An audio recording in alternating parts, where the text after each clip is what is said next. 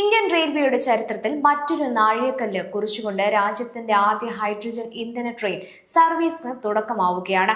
പരിസ്ഥിതി സംരക്ഷണത്തിലും ആധുനിക സാങ്കേതിക വിദ്യയ്ക്കും ഒരുപോലെ പ്രാധാന്യം നൽകുന്ന ഒരു സംരംഭം ഇന്ത്യയുടെ ഗതാഗത മേഖലയിലെ പുതിയ ദിശയിലേക്ക് നയിക്കുമെന്ന പ്രതീക്ഷയാണ് ഉയരുന്നത്. ഹൈഡ്രജൻ ട്രെയിൻ എന്നത് സാധാരണ ഡീസൽ ട്രെയിനോ വൈദ്യുത ട്രെയിനോ അല്ല. ഇത് ഹൈഡ്രജൻ ഇന്ധന സെൽ സാങ്കേതിക വിദ്യ ഉപയോഗിച്ചാണ് പ്രവർത്തിക്കുന്നത്. ട്രെയിനിന്റെ ടാങ്കിൽ നിറയ്ക്കുന്ന ഹൈഡ്രജൻ വാതകം ഇന്ധന സെല്ലിലേക്ക് എത്തുന്നു. അവിടെ വായുവിൽ നിന്നുള്ള ഓക്സിജനുമായി രാസപ്രവർത്തനം നടക്കുമ്പോൾ വൈദ്യുതി ഉൽപ്പാദിപ്പിക്കപ്പെടുന്നു. ഈ വൈദ്യുതിയാണ് ട്രെയിനിന്റെ ഇലക്ട്രിക് മോട്ടോറിനെ പ്രവർത്തിപ്പിക്കുന്നത്. ഏറ്റവും ശ്രദ്ധേയമായ കാര്യം, ഈ പ്രക്രിയയിൽ ഡീസൽ എഞ്ചിനുകളെ പോലെ പുകയും കാർബൺ മലിനീകരണവും ഉണ്ടാകുന്നില്ല. പകരം പുറത്തു വരുന്നത് വെള്ളമോ നീരാവിയോ മാത്രമാണ്. അതിനാൽ പരിസ്ഥിതി സൗഹൃദ ഗതാഗത സംവിധാനത്തിലേക്കുള്ള വലിയൊരു ചുവടുവയ്പ്പാണ് ഹൈഡ്രജൻ ട്രെയിനുകളെ വിലയിരുത്തുന്നത്.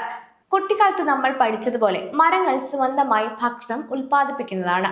അതുപോലെ തന്നെ ഹൈഡ്രജൻ ട്രെയിനും ആവശ്യമായ വൈദ്യുതി സ്വന്തം ഇന്ധന സെല്ലിൽ തന്നെ ഉൽപ്പാദിപ്പിക്കുന്നു. പുറത്തുനിന്ന് വൈദ്യുതി വിതരണം ആവശ്യമില്ലെന്നതാണ് ഇതിന്റെ ഏറ്റവും വലിയ പ്രത്യേകതകളിലൊന്ന്. ഇന്ത്യയിലെ ആദ്യ ഹൈഡ്രജൻ ട്രെയിൻ പ്രധാനമായും ഹരിയാനയിലെ ജിന്ദിനും പാനിപ്പത്തിനും ഇടയിലായിരിക്കും സർവീസ് നടത്തുക. യാത്രക്കാർക്ക് സാധാരണ പാസഞ്ചർ ട്രെയിനിന്റെ അനുഭവം തന്നെയായിരിക്കുമെങ്കിലും പ്രവർത്തന രീതിയിൽ ഇത് അത്യാധുനിക സാങ്കേതിക വിദ്യയുടെ ഉദാഹരണമാണ്.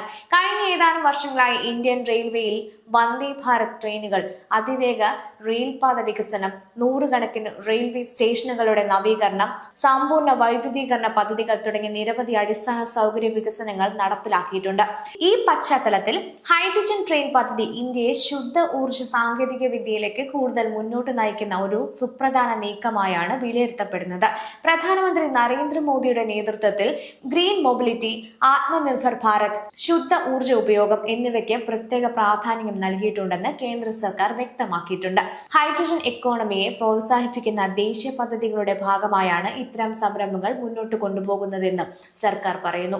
ഈ പദ്ധതികൾ ഇന്ത്യയുടെ സാങ്കേതിക ശേഷി വർദ്ധിപ്പിക്കാനും ഭാവിയിലെ പരിസ്ഥിതി സൗഹൃദ ഗതാഗത സംവിധാനങ്ങൾക്ക് അടിത്തറ ഒരുക്കാനും ലക്ഷ്യമിടുന്നതായാണ് ഔദ്യോഗിക വിശദീകരണം.